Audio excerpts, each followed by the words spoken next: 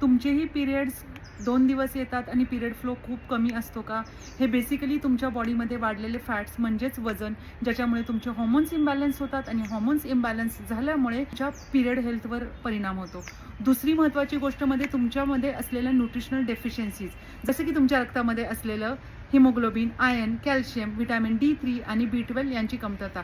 तिसरी आणि महत्त्वाची गोष्ट म्हणजे तुमची स्ट्रेसफुल असलेली लाईफस्टाईल, तुमची वेळी-अवेळी असणारी झोप, खूप कमी झोप आणि अनहेल्दी खाण्याचं लाईफस्टाईल. त्याच्यामुळे तुमचे हॉर्मोन्स इम्बॅलन्स होतात, तुमचं वजन वाढत जातं, परिणामी तुमची PCOS आणि थायरॉईडची कंडिशन होते आणि त्याचा सगळा परिणाम तुमच्या पिरियड हेल्थवर होतो.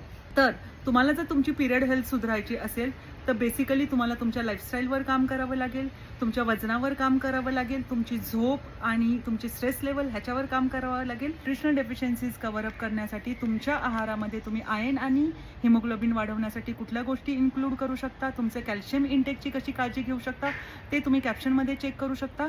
तुमचं D3 आणि B12 वेळोवेळी चेक करून तुम्ही डॉक्टरांच्याकडून त्याच्यासाठी सप्लिमेंट्स घेऊ शकता. तुमचे लाईफस्टाईल चेंज, तुमचं वजन कमी केल्यामुळे तुमची पिरियड हेल्थ सुधारेल, तुमचा पिरियड फ्लो वाढेल, तुम्हाला तुमचं एक हेल्दी व्हर्जन मिळेल. आमच्या PCOD आणि थायरॉईड डाएट प्लॅनमध्ये आम्ही तुमच्या हॉर्मोन्सवर काम करतो, न्यूट्रिशनल डेफिशियन्सीजवर काम करतो, तुमचा फॅट लॉस, वेट लॉस कसा होईल त्याच्यावर काम करतो. तसेच तुमची झोप, तुमची स्ट्रेस लेवल कशी मॅनेज करून तुम्हाला ओव्हरऑल हेल्थ कशी दिली जाईल त्याच्यावर आम्ही काम करतो.